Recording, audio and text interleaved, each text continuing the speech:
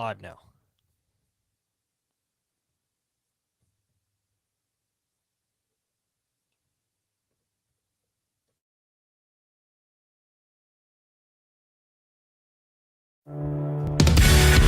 Forward looking, laying it off. Gaston! Hat trick! Harriel sends it in off of Gressel. Made it to Elliott. Oh, the bicycle! Julian Carranza! A spectacular finish! Philadelphia Devils its lead! Hello and welcome to the Free Kick Podcast. My name is Todd. I think we're actually live streaming with a scheduled tweet on YouTube now, which is much farther progress than what we normally had. So hopefully everything goes to plan. Hopefully you guys heard the intro live on YouTube. And if that is the case, then it's small steps. But speaking of small steps, the Philadelphia Union had the opportunity last night against the Columbus Crew to take small steps and eventually, get into one of those final playoff spots. That did not happen last night as the Union fell to the Columbus Crew by a score of 1-0 thanks to a goal by Yaw Yeboah of Columbus Crew in the 75th minute. So we're going to go ahead and talk about my thoughts on that game. We'll go ahead and hear Jim Curtin's thoughts on missed opportunities, specifically in the first half. Go ahead and hear Jim Curtin's thoughts on Quinn Sullivan's performance. Go ahead and hear the injury to Nathan Harriel, and then the potential possibility of the Union going out and signing some potential free agents.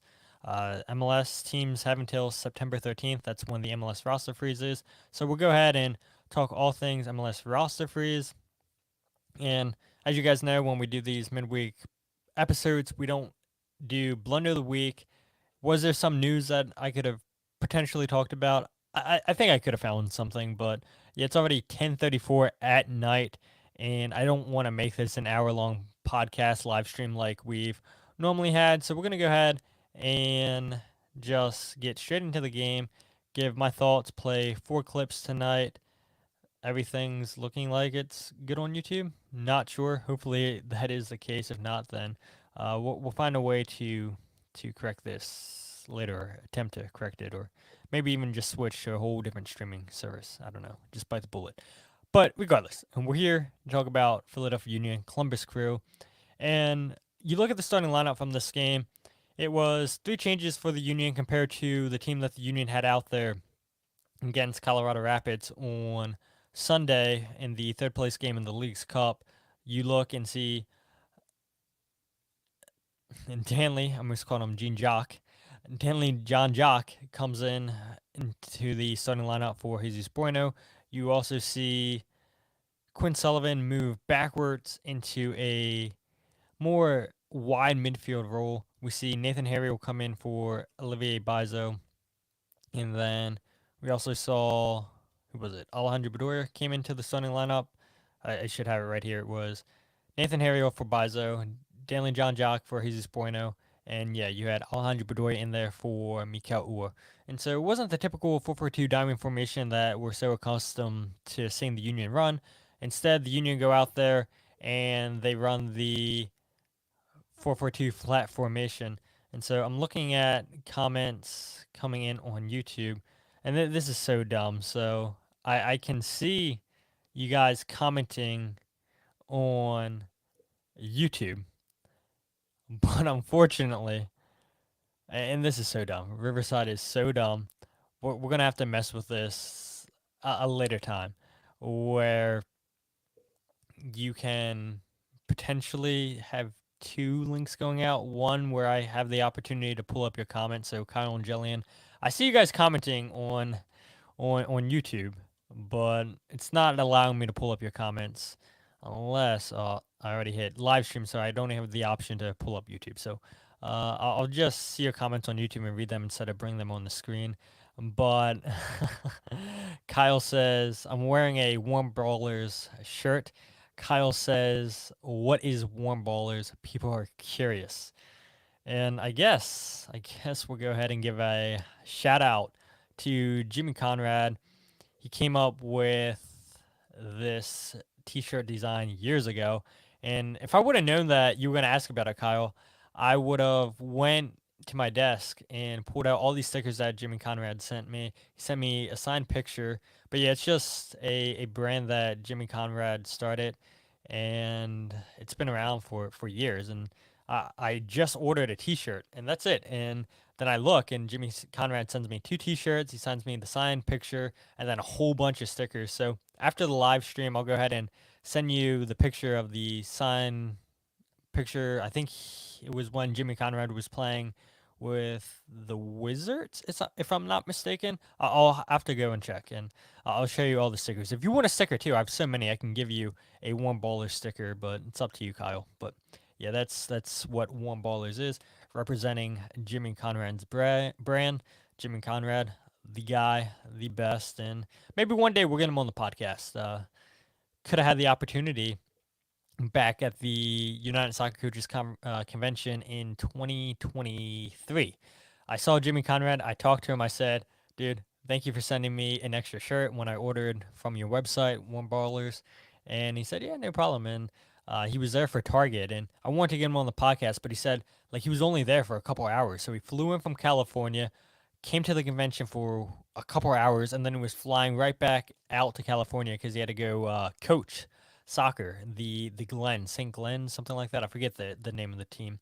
But I was like, oh, dude, this is so awesome meeting Jimmy Conrad here out in the convention. And would have loved to have had Jimmy Conrad on the podcast. But maybe that's something that happens eventually. I see more people are joining on YouTube. And so it's a whole mess. So I can see the comments on YouTube, but I cannot pull up the comments. So you guys can comment.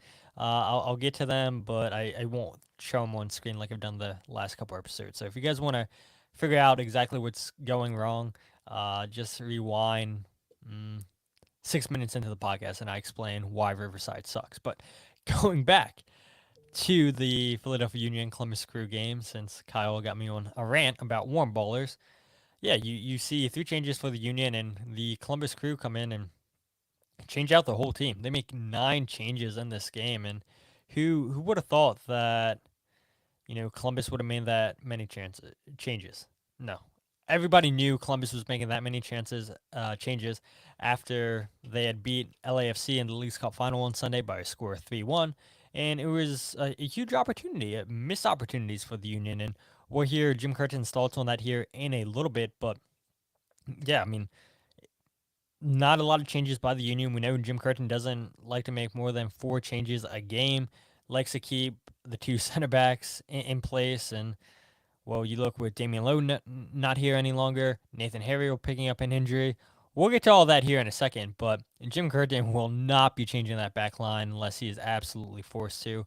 We also see Adeniran not make another start for the Union, doesn't even make an appearance. His last start for the club came against CF Montreal on August 9th of this year, obviously. That was in the Leagues Cup, but yeah, Adeniran could not get into the starting lineup, could not get into the game. You also saw Jack McGlynn not start back-to-back games for the first time this season, and you have to go all the way back to June 26th and August 3rd during Leagues Cup last year. That's the last time Jack McGlynn did not start back-to-back games, and so maybe that was something that Jim Curtin should have been asked after the game. What went into the decision with not starting Jack?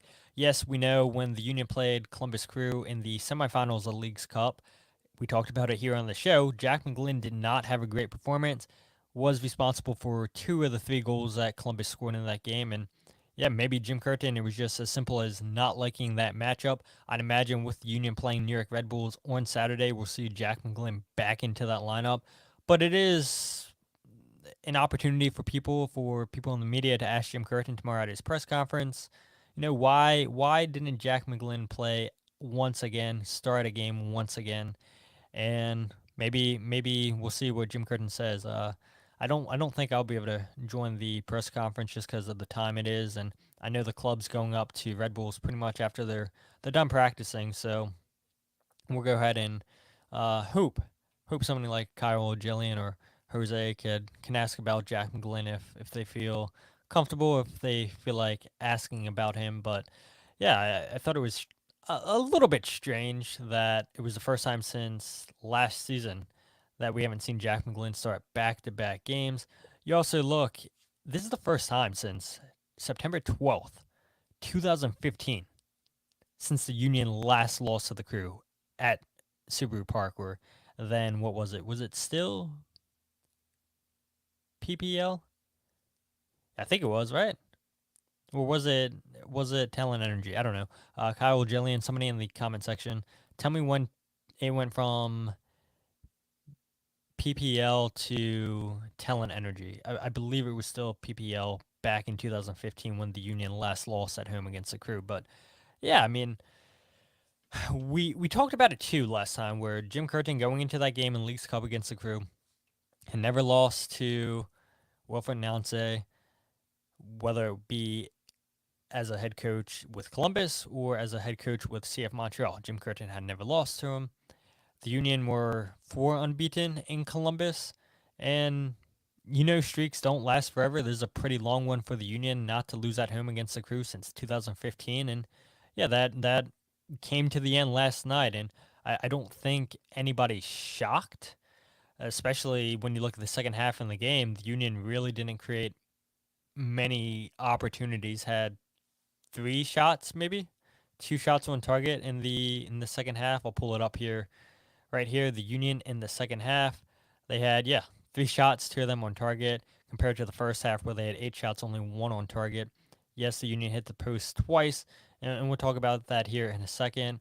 By the way, I don't know if you guys, and thank you, Kyle. He says PPL back in 2015, and he also says, yes, Jillian will be on the press conference for sure, so maybe Jillian can ask about Jack McGlynn. But you look at this game from the first half to the second half, like I mentioned, a lot of missed opportunities, and it's concerning. It's really, really concerning where Ty Baribo hits the post in the 13th minute, and then you see Quinn Sullivan hits the crossbar in the 38th minute, 37th minute, and those were the Union's 2 best chances. The chance with Ty Baribo, you see him get a great ball played in by Quinn Sullivan, and we can dissect that more. I have a goals breakdown video coming out at 6 a.m. on YouTube, 7 a.m. on Substack, so you guys can see the plays that I'm talking about there. I'm definitely not showing goals breakdown videos while we're live streaming because, again, I've said it the last couple times, I'm not showing videos on the live stream because I don't want Apple, I don't want MLS shutting down the live stream and then just disappear. So we're not going to take that risk. I know I take the risk with putting up the goals breakdown videos, but I always get the message when I upload the video that it says MLS is okay with that, but I don't know how they would feel live when maybe there is no difference, but we're not going to take that risk. But you look at that play, it's Quinn Sullivan and Ty Baribo when he hits the post in the 13th minute. That's it. That is all the Union have for it. Quinn Sullivan has 2 guys on him. He does a good job to dribble by DeJuan Jones and then send the low-driven cross into the near post by Ty Baribo.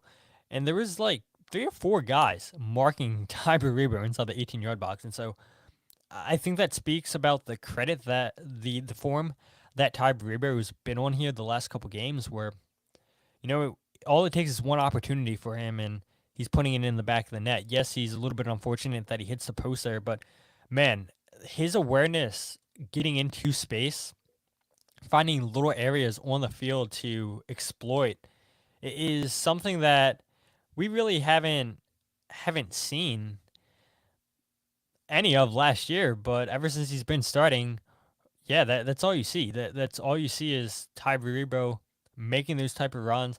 Any chance that he gets, he's putting it on target. And again, just unfortunate that he can't put that one in the back of the net. And then the Quinn Sullivan chance, it's really bad by Columbus once again, where the Union are attacking and Quinn Sullivan tries to take on 2 defenders, loses out on the ball, and then it's a missed pass by Columbus in their own half.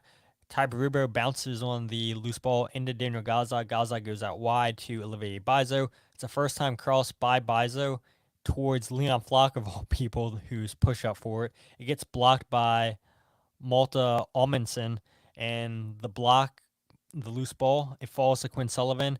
First time shot, it's a thunder strike, and it hits the crossbar. And yeah, those were the two best chances for the Union in the first half, and I would say overall. And so Jim Curtin was asked after the game, does it feel like it was missed opportunities when you knew that Columbus was eventually going to bring on their star players that they were resting for this game? You guys weren't going to get many opportunities once those guys came on, and so it was best that you guys try to take advantage of those opportunities. And this is what Jim Curtin had to say on missed opportunities. We put a lot into the game. It's not lack of effort. Again, it's still a team that I said it to them before the game. Don't underestimate. You still look at the wing backs. It's DeJuan Jones and Herrera. Big time players. So there's not much drop off there. They still have Almondson on there. Zawadzki penciled in and played as a center back pretty seamlessly. They're still going to play the exact same way with their group. So that's a credit to them. They don't change. And we still wanted to jump on them early. I thought the first 15 minutes was pretty good, especially the start to the game. But we weren't able to sustain that because if you don't finish your chances against Columbus and they get passing and you get chasing on a hot night, it wears your legs down. The guys pushed till the end, but it wasn't enough. And yeah, I agree. It was an opportunity missed for sure with the way that the game shaked out in terms of them not playing all their key guys at the beginning. Yep, 9 changes we talked about for Columbus Crew from the team that faced LAFC on Sunday in the Leagues Cup final. Union only made 3 changes, and you just knew it was going to happen. And Jim Curtin talked about it earlier, I want to say, in the season where the Union hadn't been lucky. A lot of things weren't going their way.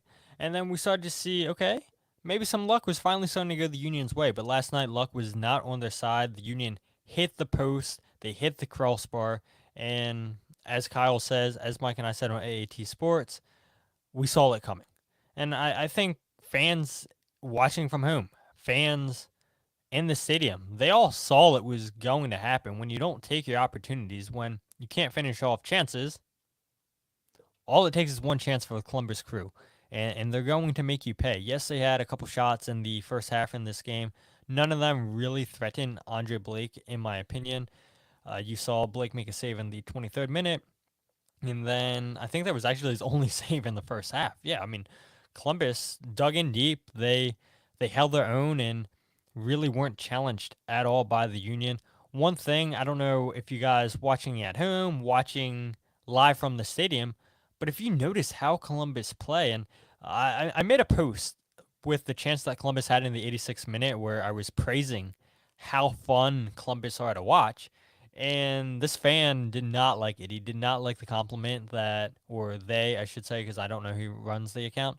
They did not like the compliment that I gave Columbus for the way they played soccer. And I'm like, thinking to myself, I never replied to it because it was so late at night when I saw it. Got home past midnight.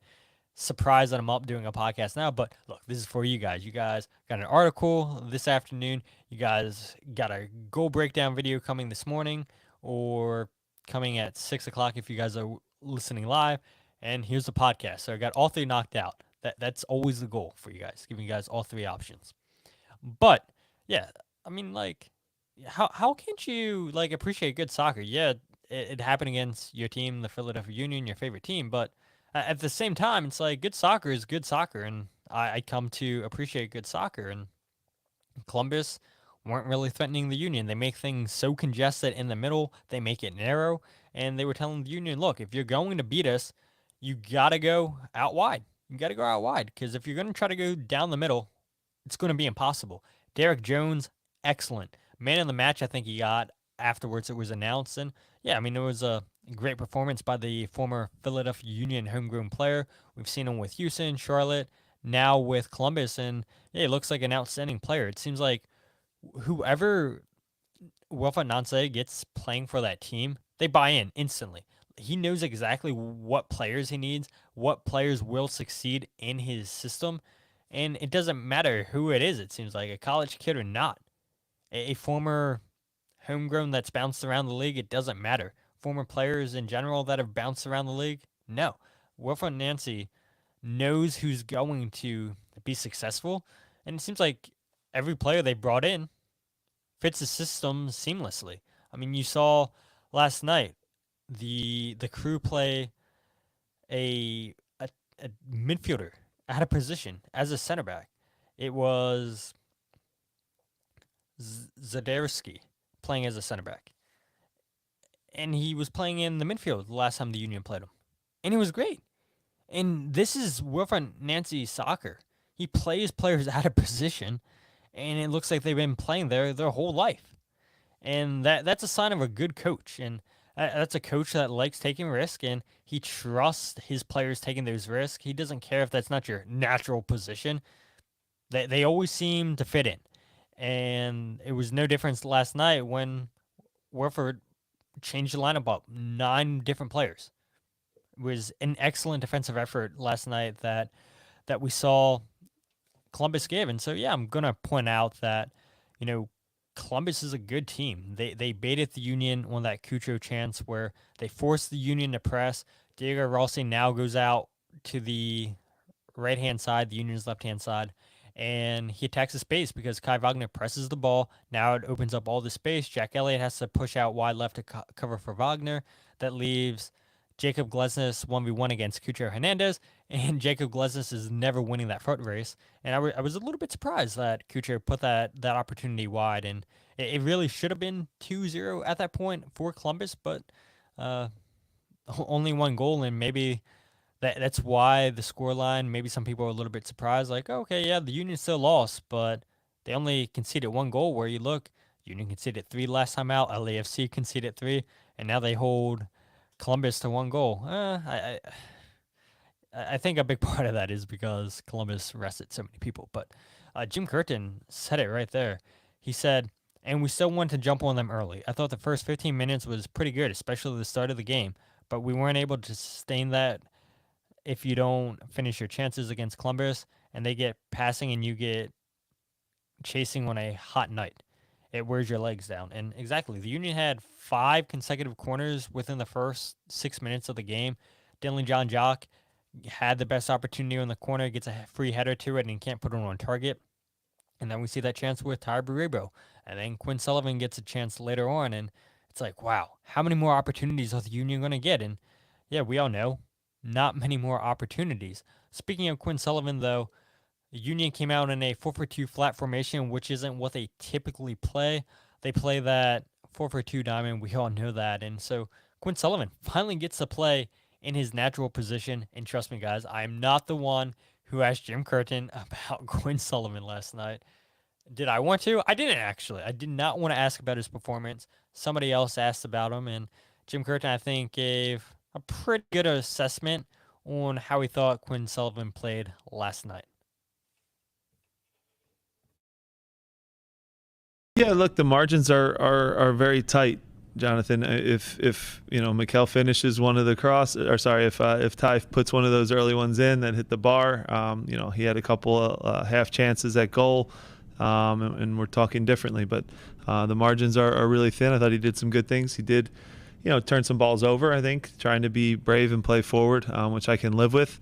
We played a little bit, as you guys saw, a little bit flatter with the 4-4-2. I thought it set up Quinn and Leon in a position to be, in an easier spot to defend the way the crew, plays forward and overlaps and does things in wide areas. So though we had some decent performances, but against a good opponent, it has to be a great performance. And that's the fine line. So again, a couple good crosses early. He hit the bar. So I thought some good, but, certainly some things that could be better. And obviously if we don't get 3 points, nobody's happy. Yeah, nobody's happy, but I think the Union would have lived if they would have got 1 point.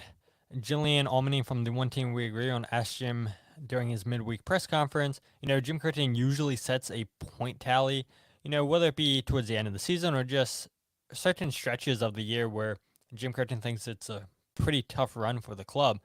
And if I'm not mistaken, Jim said 5 out of 9 wins in the last 9 games. And so the Union had set it to 5. And I think last night would have been a great opportunity for the Union. You're playing at home. You don't have many home games left. We know the Union play this weekend up in Harrison, New Jersey against New York Red Bulls, who I believe are still undefeated at home. Kyle, if you're still in the chat, correct me if I'm wrong, but I do believe that New York Red Bulls are still undefeated at home. So it's going to be a tough task against New York Red Bulls. The Philadelphia Union, we know, are on that crazy long unbeaten run. I think 13 games or something like that against Red Bulls. Again, Kyle, you can correct me on that, and I'll see the comment on YouTube. Jillian chimes in and says the margins are indeed very thin. And yeah, Jillian looked at me during the press conference and she loved it. She knew that was Jim Curtin saying that's what Jim Curtin loves saying. And he said the thing. He said the thing. Isn't that right, Jillian?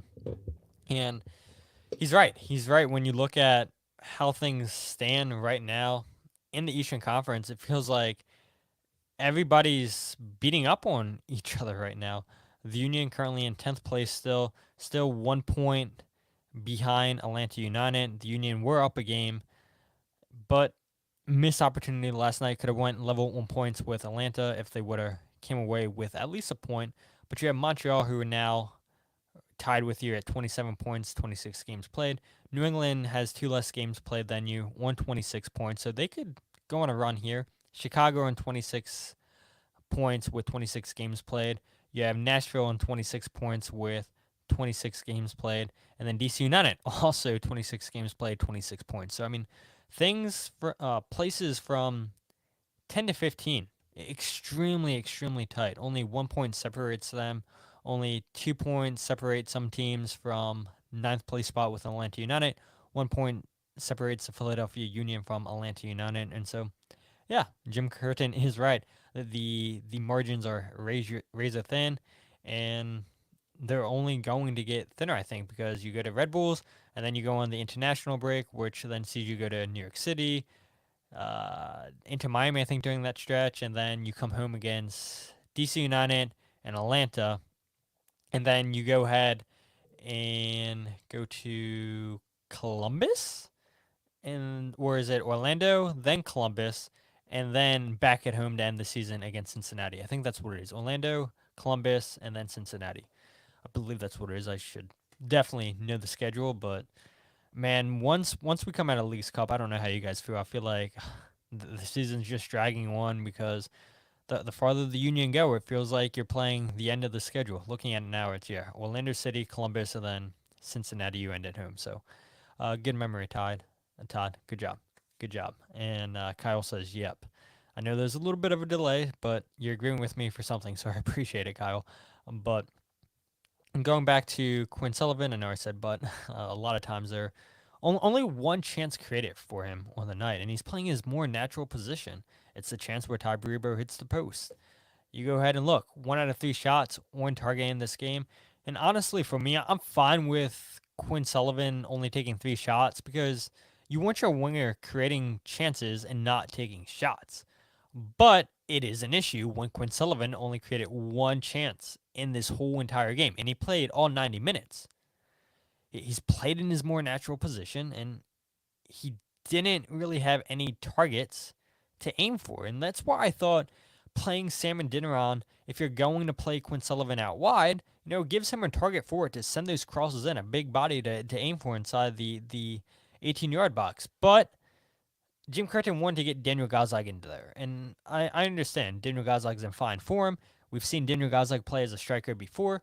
But at the same time, right, he's not really a striker. And that's what we've been saying about Quinn Sullivan. He's not a striker. And you're not going to play Daniel as one of those lone eights where you're going to rely on him to do a lot of defensive work as well. And I completely understand that. But I don't think Jim Curtin really set Quinn Sullivan up to succeed in this game, where, again, talked about it, the chance to Ty Baribo. That's it. It was just Quinn Sullivan and Ty Baribo up there in the attack for the Union. 1 player in the box for Quinn Sullivan to aim for, and it's a good run by Ty. But when you have 1 person in the box, it's going to be difficult for you to create on the night. And yes, you look for Quinn Sullivan to get into those 1v1 situations, and when you're Columbus Crew and you're forcing the Union to go out wide, yeah, you do probably expect Quinn Sullivan to create a little bit more chances than what he created on the night, but I don't think Jim Curtin set him up to succeed fully. And Jimmy King, I see, is chiming in here. We're getting more people joining on YouTube, so I appreciate you guys. Jimmy says we could either be celebrating a playoff appearance or the bottom of the East come decision day. Wild times. Kyle says Sam makes sense, but what do I know? Yeah, it's difficult when you look. It's like you're not setting up Quinn Sullivan to succeed, and it is crazy to think about, right, Jimmy? That this team is not in a playoff spot right now. There's still 8 games to be played, and the Union can go ahead and potentially get into a playoff spot still. Yes, they still have to play Atlanta United, and if you beat Atlanta United, then you obviously leapfrog them. But you had a game in hand against them, and the one team I am a little bit concerned about is New England. New England brought in a whole bunch of pieces. We've talked about that the last couple episodes here.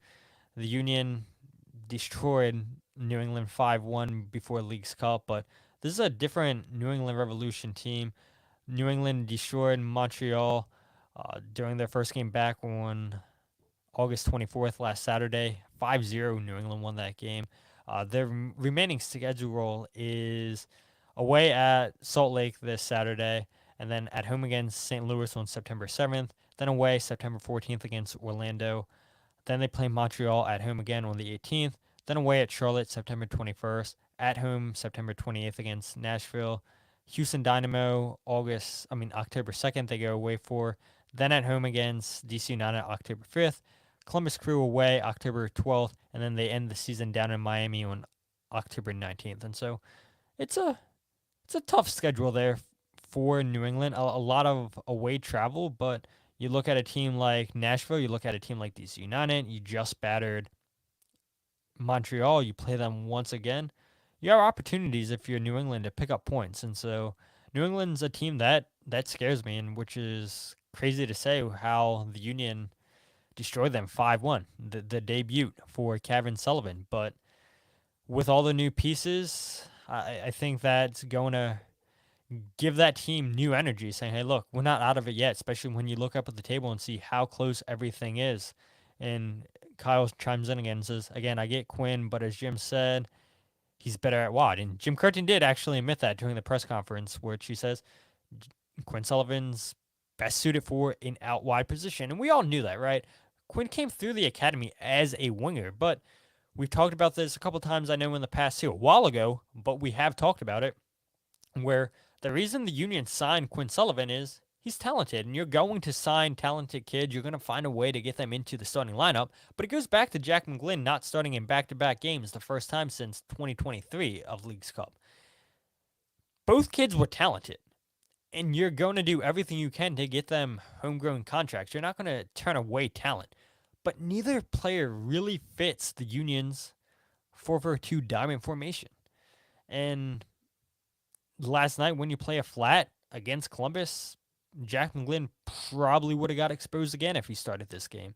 Quinn Sullivan, you leave him out there to dry when he doesn't really have a target to aim for. And so it's difficult decisions that Jim Curtin has to make. And you also feel for these players when you know they're talented, but when you look at the way that the Union want to play, it doesn't really fit the skill sets of these players. And so I guess the last thing I'll say about Quinn Sullivan is, what does that say about Sam Adeniran or Chris Donovan not coming into this match at all, let alone starting? We talked about how Jim Curtin wanted to play Daniel Gazdag because of the form that he's in. I get that 100%.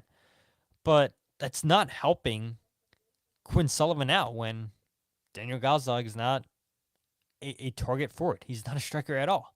And so when you only have one player in the box to aim for, Ty Baribo, you're going to struggle. But the Sam Adeniran experience hasn't been great.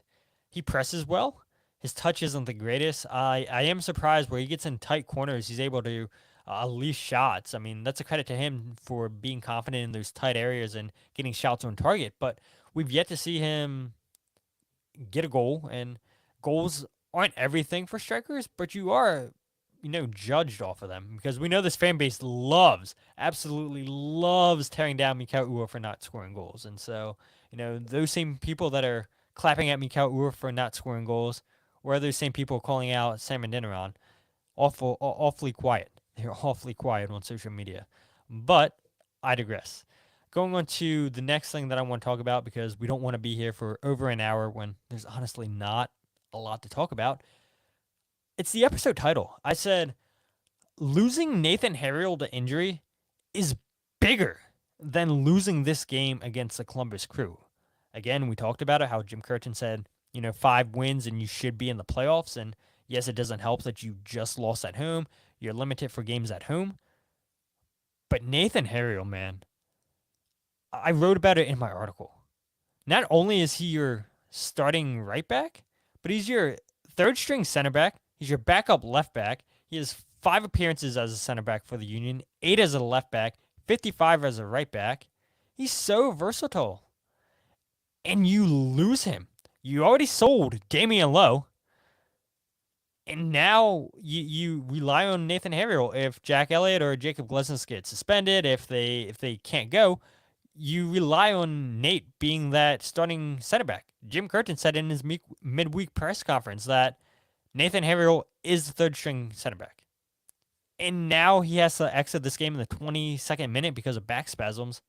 That's a huge loss. And I talked about it on this podcast too last episode where I said Andre Blake's the most important player on the team, then Kai Wagner, then Nathan Harriel.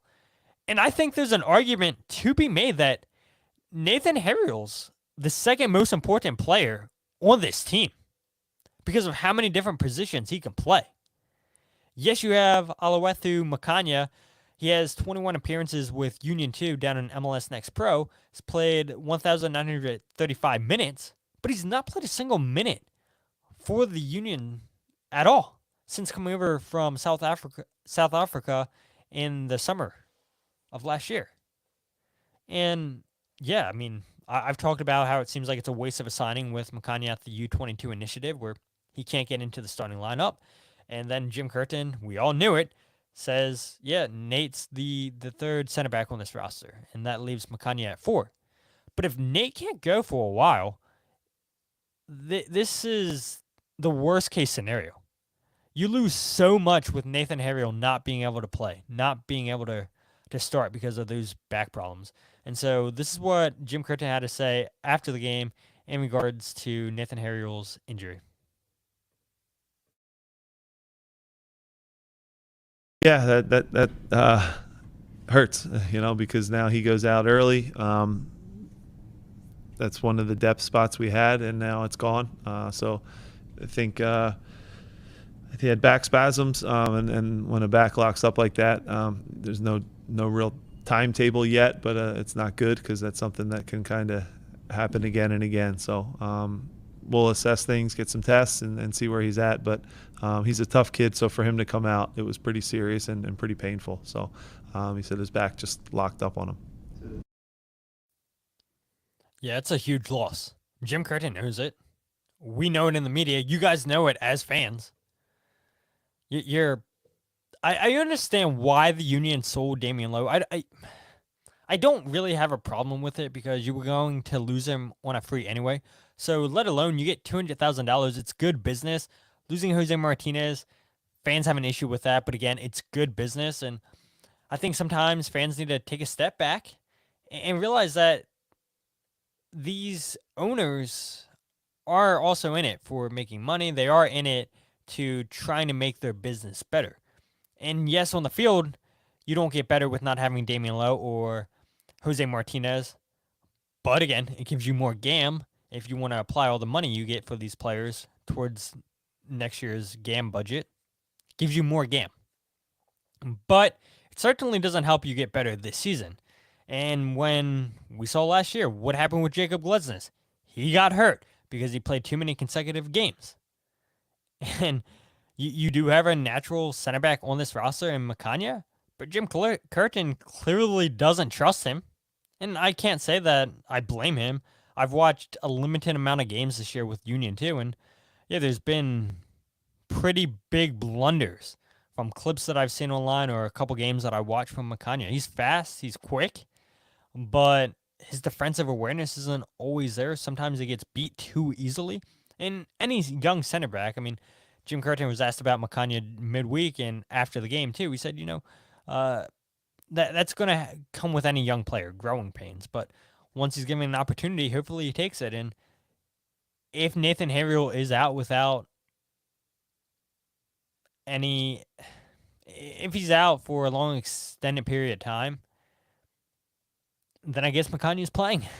If anything happens to Jack Elliott or Jacob Glesnes, and I don't know, how do you guys feel? I mean, Jim Curtin said it that Nathan Harriel was a third string center back, and if you can't go for an extended amount of time, then that it just makes sense to play Makanya. We have Michael coming in here saying stretching the defense so thin has its repercussions. Now with Nate injured, Martinez out, Low out, and Mbaizo is probably still recovering. Not looking great for defense subs. Jimmy says you have to get money for Damian if he's going for free, but not signing a new center back and getting Samuel on loan for the end of the season. It feels a bit throwing the towel in and starting new next year. Jillian chimes in, says bring back Stu Finley, which is funny too. Jim Curtin mentioned Stuart Finley during his midweek press conference as well, saying, this situation is a little bit like when Stuart Finley left to go to Oxford United. It doesn't work out for him in Oxford, so it goes back to Kilmarnock. But yeah, it's not good for the Union, and it brings me to my last point, where I don't know how in depth a lot of you guys follow the roster rules. I mean, you got to be a sicko to understand all these different roster rules in MLS, but clubs have until September 13th to sign free agents. And then once September 13th hits, the rosters are locked. You can't register anybody else for your team for the rest of the season. We saw FC Cincinnati recently sign former Houston Dynamo center back Teenage Hadebi as a free agent. They want to shore up that back line there in Cincinnati. And the Union have the option too to go out there and sign center backs if Nathan Harriel's out for an extended period of time. It doesn't have to be a center back. It could be anybody in general. And so I asked Jim Curtin, is that something that's on the club's radar? And this was Jim Curtin's response. Yeah, of course. We'll always look to add pieces now. There's still good players that are without teams right now, so we'll have to see first how serious Nathan's injury is. Hopefully it's not serious and he can be part of the team, but anytime a guy goes out in the 20th minute or so, it's going to be something pretty serious. So we'll see what happens. But yeah, certainly we'll always look to explore to add pieces to the team as we go into the final 8 games now. And so you're kind of in a situation where you feel a little bit forced to go out and sign a potential free agent when you're so thin defensively. But at the same time, fans can make the argument. People in the media can make the argument, well, look at the signings you made the last couple summers, and they haven't played. We just talked about Makanya, hasn't played yet for the first team. Look at Richard Odata, was signed in the summertime, never played for the Union. You look at Abasa, never played for the Union. You look at Davo, was on loan from Corinthians, never played for the club. You look at Jesus Bueno, I don't think he played at all that first season with the Union, spent most of his time with Union too. The Union don't typically play players that they sign in the summertime. Denley John Jock's the exception. Sam Adeniran, the exception. Because you paid a lot for Danley. You were thin in midfield, and you want to see what you have. You want to get him comfortable playing with this team, playing in this league. Sam, like Jimmy said, it's basically a loan because his contract's up after the end of the season. And so it doesn't help you at all if he's just staying on the bench. We talked about it at the beginning of the show. He hasn't started a game since August 9th against CF Montreal. Him not starting this game, I think, is very telling. Yes, again, Jim Curtin wants to get Daniel Gazdag into the starting lineup because he's in good form. But if you're going to play a flat formation, if you're going to play with wingers, you're going to play with outside players, you want a target forward. That's exactly what Sam Adeniran is. doesn't play in this game, doesn't even come off the bench. That is concerning. And I think a lot of fans would feel that way too. And it's not good.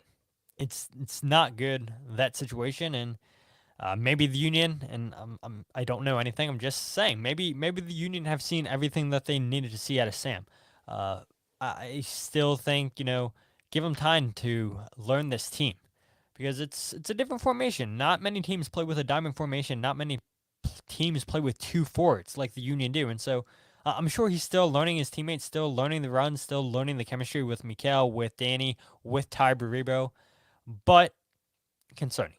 Definitely concerning. And so we'll see. We'll see if the Union go out here in the market and sign a potential free agent. I joked in a group chat that I'm in. I'm like, well, Sergio Ramos is still a free agent. Wouldn't Union fans love for them to go out there and do one of these fishy LAFC deals and sign Sergio Ramos to a TAM deal for half a season, and then after the end of the season, then he leaves and he's free to go sign wherever he wants. I mean, if LAFC can do it, can't the Union? Fans would love that. Michael chimes in and says, Bruno looked good when he started the other day. Yeah, I thought Jesus Bueno was good as well, but again, another player that got removed from the starting lineup for Denley John Jock, and Jesus Bueno is in a difficult situation, in my opinion, and it sucks. We were all excited for what we saw of him in Leagues Cup last year. Hasn't really got many opportunities, only started 9 games this season for the Union. And you feel so bad for him when he was so close to making his debut with the Venezuelan national team. Injuries happen, and then he doesn't get called back in. Then he just doesn't play enough for the Union. And the call-ups have stopped. And, man, if you're him, you're frustrated where you were right there. You were playing at such a high level. You were playing at the level that the Union knew you could play at. And then you get injured, and then the opportunities went right back down. And now he has an opportunity with Jose Martinez gone. I don't think Jesus is the answer as a 6. I think he's a better 8 than he is 6. Which, by the way, if you guys didn't listen to my latest appearance on Wednesday, I believe that episode came out. We recorded on Tuesday.